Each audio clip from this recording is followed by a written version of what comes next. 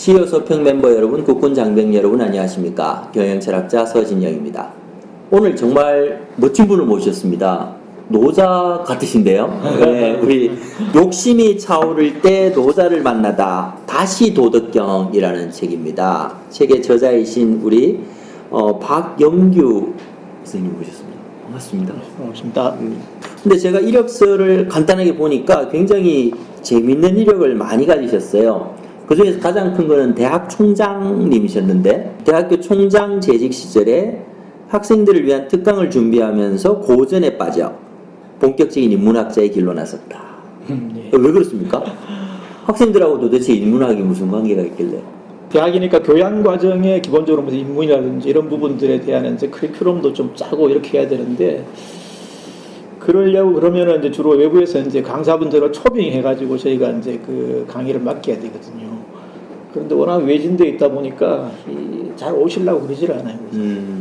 그래서 하는 수 없이 이제 유일한 문과 전공자인 제가 학생들을 위해서 이제 뭐 인문학 특강 같은 걸 좀 마련해가지고 네. 강연을 통해서 학생들한테 뭔가 좀 이 공학도로서 이 갖춰야 되는 그런 뭐 좀 새로운 마인드, 네. 이런 부분들에 대해서 제가 좀 지혜를 좀 전달해 주려고 하는 그런 의도에서 특강을 좀 하게 되는데, 뭐 그러다 보니까 제가 좀 책을 좀 접하게 되고 많이 읽으시게 되고. 예. 그래서 그런 쪽에서 이제 시작을 했습니다. 그럼 총장님께서 직접 강의를 하셨단 말이에요. 수업 커리큘럼을 하신 겁니까? 정규 커리큘럼은 아니고요. 아니고 특강 형식으로. 특강으로. 서울대학교 사회교육학과 나오셨고, 네. 동대학원에서 정치학과를 졸업하셨고, 중앙대학교에서 정치학 박사학위. 예, 정치학을 또 공부를 하셨네요. 사회학을 하신 다음에. 학부에서는 제가 이제 그 사범대학에서 예. 교육학 전공하고 사회교육 전공하고 대학원 석사과정부터 이제 정치학으로 전공을 바꿔가지고 네. 박사과정까지 이제 정치학. 원래 이제 전공은 제가 전공이 뭐냐 그렇게 물으면은 제 전공은 정치학입니다. 이제 그렇게 보통 얘기를 하는데 아까 말씀드린 이제 총장하면서 고전 같은 거, 인문고전을 주로 이제 읽다 보니까 재미가 있어가 지금은 당신 아이덴티티가 뭐냐 물으면은 네. 학자적인 입장에서 보면 저는 인문학자입니다. 이제 그렇게 얘기를 하죠. 사회학을 하셨다가 정치학을 하셨다가 인문으로 수렴하신 거네요. 뭐 그렇다고 볼 수 예, 있습니다. 멋지십니다. 근데 실무 경험도 상당히 많으세요. 공공기관에 임원을 하셨고, 여기서 공공기관이라 하면 주로 어떤 데를 말씀하시나요? 교육과학기술부 산하의 그 한국사학진흥재단이라고 있습니다. 예. 사립대학들에 대해서 이 재정 투자해주는, 네. 재정 지원해주는 그런 역할을 하는 이제 공공기관인데요. 예. 거기서 이 임원을 갖다가 한 3년 했죠. 그 이후에 한국승강계대학교 총장, 한서대학교 국제관계학과 교수를 하셨고, 이제 학교들에서 정치학 인문학을 직접 가르치셨고, 이거 되게 또 중요한 단어가 나왔습니다. 간결한 삶을 꿈꾸며. 그래도 저한테는 한 2년 동안 그런 일들이 생기다 보니까 완전히 그냥 번아웃이라 그러죠. 그렇죠. 그래서 육체적으로, 정신적으로 굉장히 이제 피폐해지다 보니까 병이 오더라고요. 그래서 한 2달 이제 병석에 누워 있었죠. 꽤 오래 가더라고요. 네. 그래서 이 자리에 누워 있으니까 아무래도 뭐 맨날 그냥 천장 보고 보내는 시간이 많아졌죠. 그래서 이제 불현듯 그런 생각이 들더라고요. 내가 이 죽음의 문에 도달하는 순간이 되면은 지금 입고 있는 잠옷이라든지 뭐 이부자리 이런 것조차도 필요 없는 그 법정스님 말씀하시는 이제 무소유라고 하는 그런 생각이 불현듯 들더라고요. 그래서 자리에서 일어나서 제 삶의 모토를 좀 바꿨죠. 좀 간단하게 살자. 간소하게 살자. 그래서 그 당시에 제가 이제 보던 책들이 이제 미니멀 라이프, 월든이 지은 뭐 그런 월든, 소로가 지은 월든이라는 책도 보니까 이제 그런 유의 책들이고 해서 제 삶을 좀 간단하게 간소하게 인간관계부터 시작해서 모든 걸 좀 정리를 하자. 그래서 가장 먼저 책부터 버렸죠. 저 책들도 과연 나한테 직접 삶에 필요한 건가 생각이 들어서 꼭 필요한 책 몇 권만 남기고 다 이제 어느 대표 최고위원이 있을 때 제가 무슨 대변인실에 근무할 때 뭐 누구누구 임명장 이런 것들이 수없이 많았었는데 그런 것들 그 다음에 이 명함들이 어마어마하죠. 그런 명함들부터 싹 다 버렸습니다. 그리고 무슨 뭐 각종 상패 이런 것도 다 치우고 그리고 옷까지도 철철이 입는 한두 개 빼고는 다 이제 다 정리를 다 했고 왜 넥타이가 그렇게 많은지 이런 거 자꾸 모으다 보니까 넥타이가 그냥 한 박스더라고요. 그래서 그거 다 상가집에 갈 때면 까만 넥타이 하나 강에 나갈 때 혹시 필요할지 모르니까 한 2개 정도는 또 싹 다 치우고 그렇게 해서 제 주변을 둘러싸고 있는 이 제 삶에서 볼 때 조금 비본질적이라 네. 라고 생각되는 것들은 다 버렸죠. 그러고 나서 또 하나 이제 특별한 경험이 또 있었는데 그래서 제가 이제 자리에서 일어나서 제일 먼저 어머니를 찾아뵙는다고 이제 내려갔죠. 올라오는 기차를 타는데 이 기차가 갑자기 툭쾅거리면서 네. 스톱을 하더라고요. 그때 이제 지진 때문에 경주에서 왜 지진이 있어요? 네네네. 그래서 이제 안내 방송에 나오기를 잠깐 무슨 사고 때문에 차량이 좀 정지해 있으니까 좀 양해해 주십시오 하고 이제 멘트가 나오더라고요. 다시 이제 기차가 움직이기 시작했는데 조금 더 한 30분 가다 보니까 이번에는 또 이제 저 기차가 서더라고요.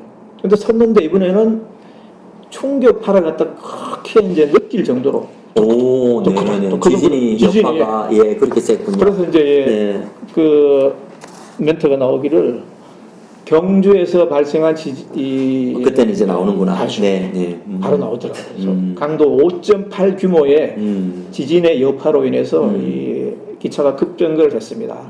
잠시만 기다려 주십시오. 이러면 이게 그 멘트를 하는 이 차장의 목소리가 떨리더라고요. 긴장이 되죠. 저로서도 개인적으로 그렇죠. 기차를 타고 가는데 지진 때문에 기차가 선 경우는 좀 생긴 처음 이제 당하는 일이거든요. 그래서 그 당시에 이제 제가 봤던 영화가 부산행, 그 다음에 해운대, 터널 이런 영화였죠. 그래서 그게 이제 그 통제할 수 없는 이 대재난이 발생할 때 사람들에게 주는 이제 불안감, 그 사회적인 이 폐회 이런 것들을 다룬 영화지 않습니까? 그게 불현듯 현실로 나타나거든요. 그래서 이 집으로 돌아오는 길에 이 택시를 타고 이제 집으로 돌아오는데 그 일본에서 났던 그 대지진이 있죠. 네네. 그게 막 그 아파트 뒤로 막 눈으로 쓰나미가 참 몰려오더라고요. 그래서 이 두 가지 그 삶에서 그 두 가지 경험이 이 결정적인 계기가 돼가지고 제 삶의 모토를 미니멀리즘으로 정해야 되겠다는 생각을 하게 됩니다. 이 삶의 패턴 자체가 맥시멀리즘을 지향하고 미니멀리즘을 지향하는 그런 삶의 패턴으로 이제 바뀌었죠. 그래서 저도 이제 그런 개인적인 체험 때문에 그런 이제 제 삶을 새롭게 돌아보는 성찰하는 그런 계기가 됐고요. 그러면서 마침 이제 그 당시에 이제 제가 읽고 있던 책들이 동양 고전 쪽으로 책을 많이 읽었죠. 그래서 논어부터 시작해서 삼경부터 해서 자꾸 이제 흥미가 가니까 그래서 그때 이제 읽고 있던 책이 노자였는데 그래서 마침 이제 이렇게 이제 노자를 다시 보니까 노자가 얘기한 게 다른 게 아니고 미니멀리즘이구나. 노자가 미니멀리즘이었다. 그래서 쭉 써내려갔죠. 그래서 탄생한 책이 미니멀리즘과 노자의 결합. 그렇습니다. 그게 아마 말씀하시던 인문학 공학자가 알아야 될 융합이다. 그러네요. 융합과 미니멀리즘. 저도 참 미니멀리즘은 꿈은 꾸는데 집 하나, 방 하나 못 치우고 있거든요. 이걸 어떻게 그 미니멀리즘으로 갈 수 있을지 좀 생각을 해봐야 되는데 미니멀리즘을 하시니까 좋습니까? 제 개인적인 결심, 실행만 가지고는 이제 삶의 패턴 자체를 그렇게 바꿀 수는 없거든요. 왜냐하면 이제 가족들이 있기 때문에. 네.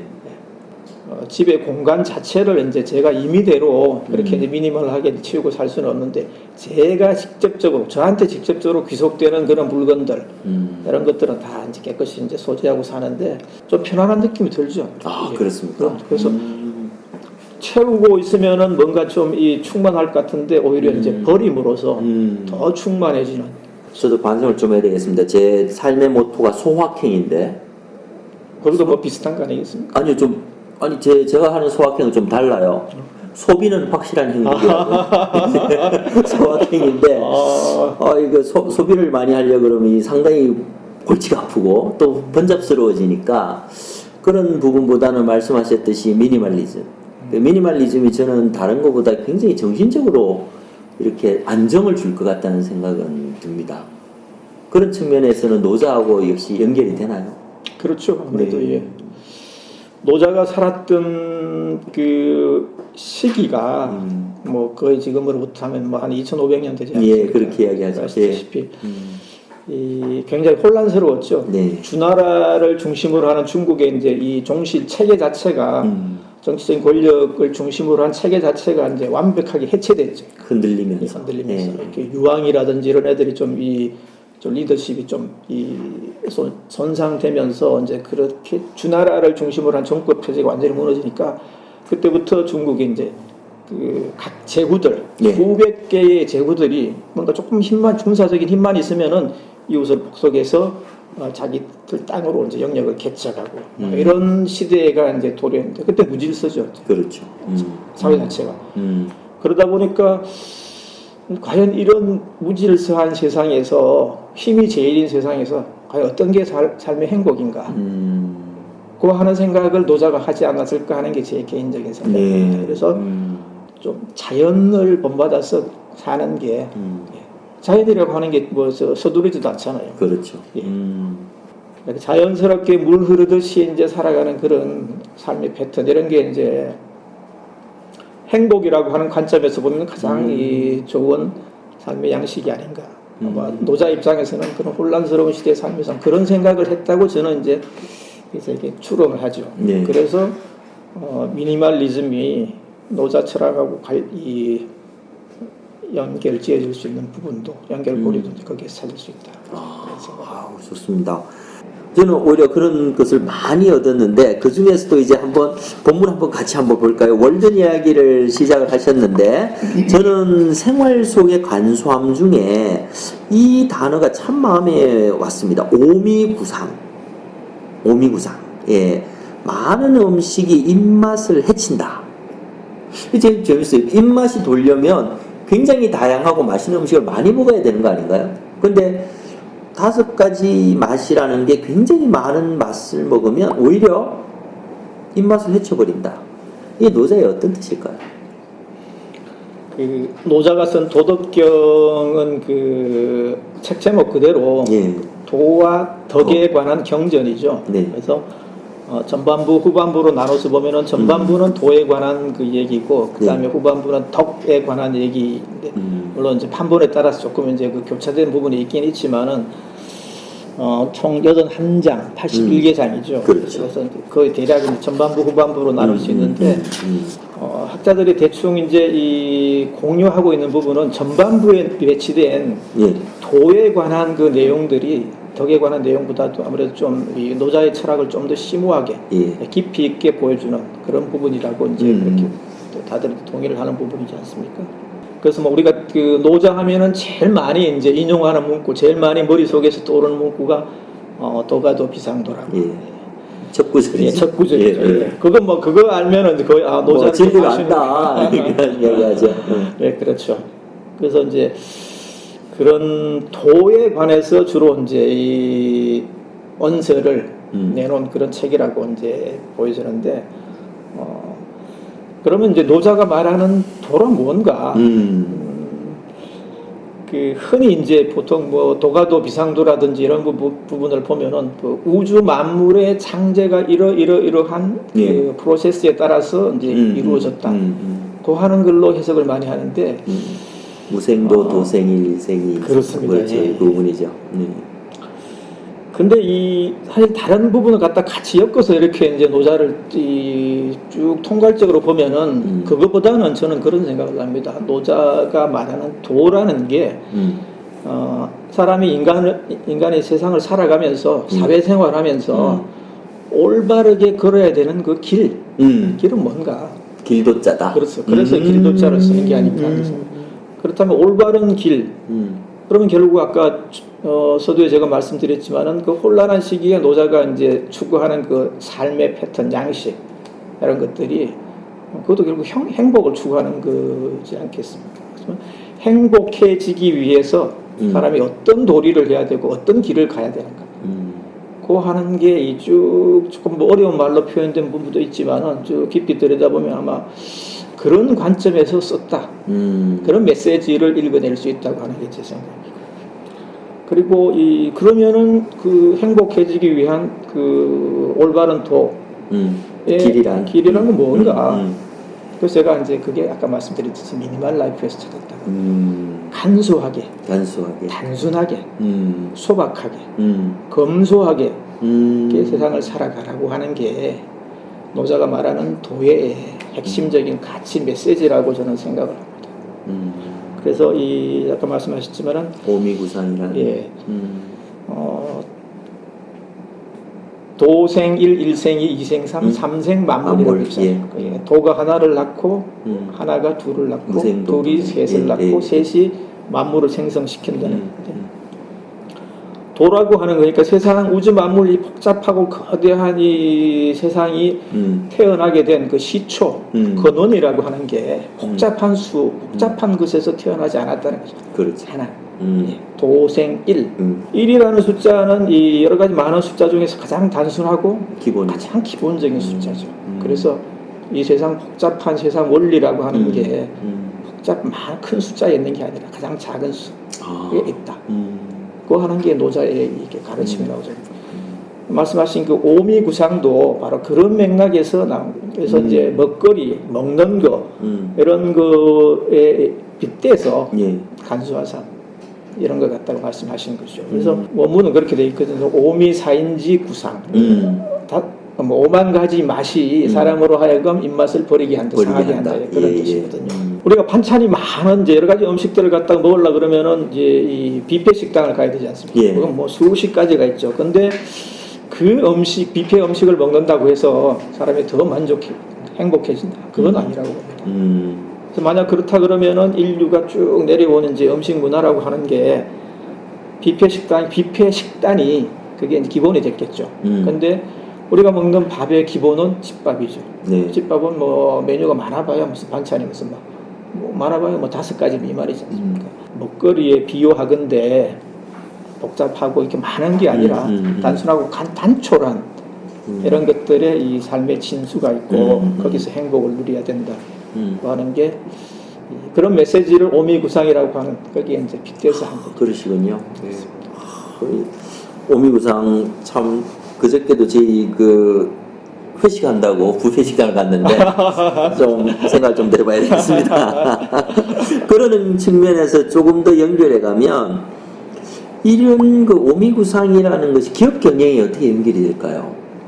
제가 2가지 사례를 한번 생각해 봤는데요. 하나는 이제 애플 사례고 하나는 구글 사례인데 애플은 아시다시피 이제 스티브 잡스하고 스티브 워즈니악이 이제 1976년인가요? 그때 이제 공동으로 설립했었는데, 근데 이 스티브 잡스가 애플이 IBM을 꺾고 이 실리콘밸리의 정상에 설 수 있었던 그 비결이 뭐냐 하면은 소형화거든요. 그 당시 그렇죠. IBM 컴퓨터는 집체만 했죠. 메인프레임이라고 그러죠.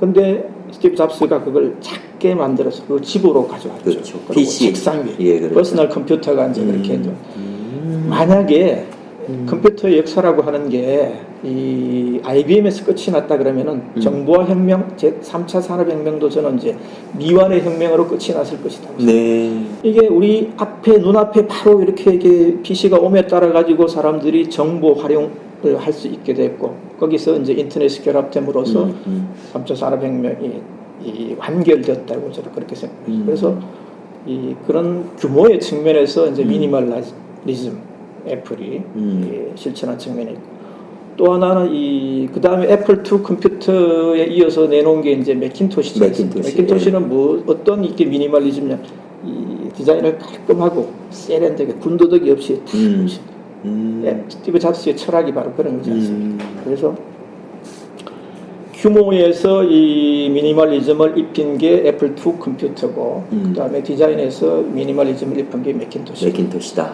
그게 혁신 기업의 이제 시초가 된 그리고 이게 스티브 잡스가 자기가 세운 회사에 잠깐 이렇게 쫓겨나지 않습니까? 물러났다가 한 10년 있다가 이제 변방을 떠돌다가 다시 이제 다시 오게 됐는데 오자마자 제일 먼저 한 게 이제 그겁니다. 제품 수를 갖다가 한 30가지 되는 걸 한 5가지 확 줄였죠. 집중과 선택 전략. 그게 미니멀리즘이다. 그리고 최초로 이렇게 선보인 이 핵심적인 제품이 아이팟이거든요. 아이팟 기억하시잖아요. 조그맣게. 그 당시까지 이 뮤직 플레이어 하면은 대표적인 게 뭐냐면은 소니의 워크맨이에요. 워크맨. 워크맨 이렇게 두툼하지 않습니까? 그렇죠. 근데 여기 스티브 잡스는 그만큼 작게 미니멀리즘으로. 예, 심플하고 이게 굉장히 그게 완전히 히트를 쳐서 이게 거기서부터 다시 이제 이 애플이 조금 고전하다 거기서부터 다시 이제 살아나게 되는. 시대죠. 그리고 그 뒤에 아이폰을 내놓고 네. 아이패드를 내놓고 그러면서 이 미국을 대표하는 글로벌 기업이 됐고 혁신하면은 네. 제일 먼저 떠오르는 이 CEO가 스티브 잡스. 그래서 그 배경에는 미니멀리즘, 간소함. 간소함. 그렇군요. 그다음에 구글도 이 보면은 홈페이지를 보면은 구글이 이 아무것도 없죠. 그렇죠. 검색창 하나. 그렇죠. 작은 네모 박스 하나만 있습니다. 다른 거 없습니다. 음. 그때까지 이 검색에 이제 인터넷의 최강자가 누구였냐면 야후. 알타비스타 이런 업체들이었죠. 근데 걔들이 한 전략은 뭐냐면 맥시멀리즘. 그렇죠. 없는 게 없잖아요. 포털이라 그러죠. 모든 정보를 다 한 페이지에. 뉴스, 스포츠, 네. 게임 무슨 뭐 다 대문을 화려하게 꾸밈으로써 유저들의 이제 이 방문객들의 발목을 잡는. 오래 머물게 해주는. 그렇죠. 가능하면 네. 오래 머물러서 여기저기 살펴보고 그래야 이제 수익이 늘어나니까. 그렇죠. 광고도 클릭하고. 근데 구글은 정반대로 했다는 거죠. 검색창에 키워드를 입력해서 원하는 정보를 얻었으면은 여기 머물지 않아 좋다. Go. quickly go. 그건 자유롭게 놔뒀다는 거죠. 그래서 결과는 맥시멀리즘과 미니멀리즘의 대결, 야후와 구글의 대결에서 승자는 구글이지 않습니까? 그렇네요. 구글이 지금 검색 이 마켓의 점유율, 예, 예. 점유율이 거의 뭐 80%가 가까이 네. 되거든요. 그래서 그 미니멀리즘으로 이 성공한 그런 기업 간소함. 간소함. 미니멀리즘. 정말 기업들이 기억을 많이 해야 될 것 같아요. 고기 많다고 좋은 게 아니고 고기 많다고 히트곡이 있는 게 아니고 한 곡이라도 히트곡이 있는 가수가 네, 그죠? 네. 정말 이렇게 두 개 오미구상에서 미니멀리즘으로 그리고 우리 그 애플과 구글의 어떤 성공까지가 연결된다는 게 참 노자 철학에서 굉장히 많은 걸 느낄 수 있을 것 같습니다.